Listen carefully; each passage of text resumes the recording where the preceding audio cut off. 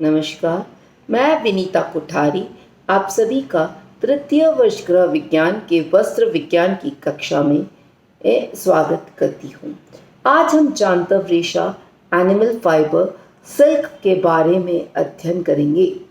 रेशम अपनी अनोखी चमक, अलौकिक सुंदरता, अद्वितीय आकर्षण, कोमलता, मजबूती, दृढ़ता, लोच, सुंदर ढंग से लटकनशीलता, अद्भुत शिकन प्रतिरोधकता तथा विलक्षण गुणों के कारण संपूर्ण विश्व में प्रसिद्ध है।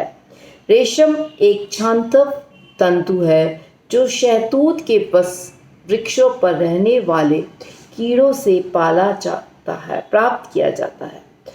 रेशम का वस्त्र एक्चुअली अपने अद्भुत गुणों के कारण इसे क्वीन ऑफ फैब्रिक्स कहा जाता है। यह प्रोटीन प्रवृत्ति का नीच रेशा होता है। रेशम का वस्त्र गौरव, प्रतिष्ठा, ऐश्वर्य, मर्यादा एवं वैभव का सूचक होता है। रेशम यूजुअली राजा महाराजाओं के द्वारा या सामंत लोगों के द्वारा इसे यूज़ किया जाता था। सिल्क एक तरह से हम कह सकते हैं हॉलन एंड सैंडलर की भाषा में कि silk is universally accepted as a luxury fibre. Its uniqueness is well emphasized in its slogan, "Only silk is silk."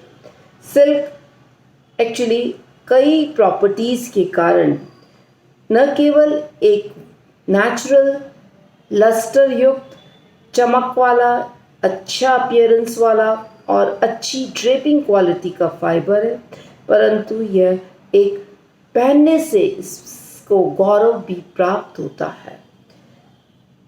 हम कह सकते हैं कि सभी प्राकृतिक रेशों में सिल्क ही एक ऐसा रेशा है जिसका कमर्शियल वैल्यू या इसका व्यावसायिक मूल्य बहुत अधिक है। आइए हम संक्षिप्त में इसके उद्गम और इतिहास के बारे में अध्ययन करते हैं। चीन को रेशम का जन्मदाता माना जाता है। ईसा से लगभग 250 वर्ष पूर्व चीन में रेशम के धागे के वस्त्र निर्माण का कार्य किया जाता था। इतिहास से संबंधित इसमें कई किंवदंतियाँ जुड़ी हुई हैं। एक दंत कथा के अनुसार चीन की महारानी ली सी लिंग वी अगेन नेम सी लिंग वी, महारानी का नाम, अपने उद्यान में बैठे चाय पी रही थी। तभी उसने पेड़ पर लटके हुए एक कोकून को देखा। उसने उस कोकून को पेड़ से तोड़कर बची हुई गर्म चाय में डाल दिया। कुछ समय पश्चात उसने देखा कि कोकून से चमकदार, खूबसूरत, आकर्षक, अविरल रेशा लिपट रहा है। उसने कई कोकूनों को एकत्रित कर बुनकर को बुलाकर वस्त्र रूप में तैयार कराया और महाराजा को भेंट किया। तभी से चीन वस्त्र निर्माण में रेशम के वस्त्र निर्माण की प्रक्रिया प्रारंभ हुई। चीन की महारानी सी लिंग ची को ही रेशम की गॉडेस या देवी माना जाता है। चीन में रेशम का निर्माण उद्योग ईसा से 2000 पूर्व से पहले फलने फूलने लगा। धीरे धीरे यह पर्शियन कंट्रीज़ के अंदर फैला और फैलते हुए यह पश्चिम देशों की तरफ गया। चीन से जापान तक रेशम के कीड़े व शहतूत के बीज मंगाकर इस प्रकार लाया गया कि इससे जुड़ी अलग अलग कहानियाँ हैं। ईसा से 300 पूर्व जापान ने अपने यहाँ 2 पुजारियों को चीन भेजा। उन्होंने शहतूत के बीज और रेशम के कीड़ों को चुराकर जापान तक लाने में सफलता प्राप्त की। तब से वहाँ रेशम का उत्पादन होने लगा। एक कहानी के अनुसार ईसा के 550 वर्ष पूर्व 2 नेस्टोरियन भिक्षुक ने अपने चीन प्रवास के समय रेशम के उत्पादन की विधि और निर्माण से संबंधित ज्ञान अर्जित करने की चेष्टा की। साथ ही रेशम के कीड़े व शहतूत के बीज अपनी खोखली घड़ी में छुपाकर कुंस्तुनतुनिया लाए और वहाँ रेशम उत्पादन हुआ। इस प्रकार यूरोपीय देशों के अंदर करीब 1200 वर्षों से पूर्व यह उद्योग रेशमी वस्त्र होने लगे। हजारों लोग इसकी जीविका से जुड़कर अपना जीविकोपार्जन करने लगे।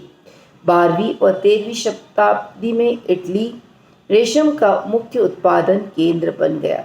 वर्तमान में जापान रेशम उत्पादन के क्षेत्र में पहला स्थान है। जापान को ही सर्वप्रथम वैज्ञानिक विधि से रेशम उत्पादन करने का गौरव प्राप्त है। चीन, Italy, Korea, France, Australia, Turkey, Syria, Bulgaria, Bharat आदि देशों में भी रेशम का बड़े पैमाने पर उत्पादन किया जाता है। विश्व में भारत में रेशम उत्पादन में चौथा स्थान है। भारत के रेशमी वस्त्र का प्रयोग अति प्राचीन काल से होता है। प्राचीन ग्रंथों के अंदर जैसे रामायण व महाभारत में इसका उल्लेख हमें मिलता है। जब सीता, वाल्मीकि रामायण कहते हैं कि जब सीता राम के साथ वनवास गई तो उन्होंने सुंदर रेशमी वस्त्र धारण कर रखे थे। महाभारत में कृष्ण के पीताम्बर सुंदर रेशमी वस्त्र के बने होते थे। ऐसा उल्लेख हमें हमारी इन एपिक्स के अंदर मिलता है। भारत में चीन से रेशम के कीड़े किस प्रकार लाए गए, इससे संबंधित भी कई कहानियां हैं। रेशम प्राचीन काल के अंदर केटवा, पट, पीताम्बर, टसर, चिनपट्टा, वटवस्त्र आदि के नाम से रेशम विशेष अवसरों पर उपयोग होने वाले वस्त्रों के अंतर्गत काम में लिया जाता था। भारत में जम्मू कश्मीर, मैसूर, कर्नाटक रेशम के मुख्य उत्पादक माने जाते हैं। टसर रेशम का उत्पादन बंगाल व बिहार में होता है। आसाम का मूंगा रेशम अपनी उत्कृष्टता और सुनहरे पीलेपन के लिए विश्व भर में प्रसिद्ध है। इसे कढ़ाई के लिए उपयुक्त माना जाता है। एरी सिल्क का उत्पादन भी आसाम में ही होता है। बनारस, कर्नाटक, हैदराबाद, उड़ीसा आदि में भी रेशम का निर्माण होता है। भारतीय इतिहास में रेशम उत्पादन में अनेकों उतार चढ़ाव आया। सन 606 से 648 में राजा हर्ष के समय का निर्माण चरम सीमा पर था। गुजरात में पटोला दूर दूर तक प्रसिद्ध था। यह अत्यंत सुंदर चटक रंग एवं आकर्षक डिजाइनों से निर्मित रेशमी साड़ियाँ थी जो दोनों ओर से समान दिखती थी। इसे प्रत्येक नवविवाहित के लिए रखा जाता था और सौभाग्य सूचक माना जाता था। सन 1325 से 1350 में मोहम्मद तुगलक ने रेशम उद्योग को बढ़ाने का भरपूर सहयोग और प्रोत्साहन किया। अंग्रेजी राज्य में अवश्य में इस उद्योग में थोड़ी क्षति पहुंची, परंतु स्वतंत्रता के पश्चात इस उद्योग को बढ़ाने के लिए भारत सरकार ने कई प्रयत्न किए। आज आधुनिक युग में रेशम एक मेन अर्निंग सोर्स या जीविकोपार्जन का मुख्य सोर्स माना जाता है। तो यह है संक्षिप्त इसका ओरिजिन और हिस्ट्री। धन्यवाद।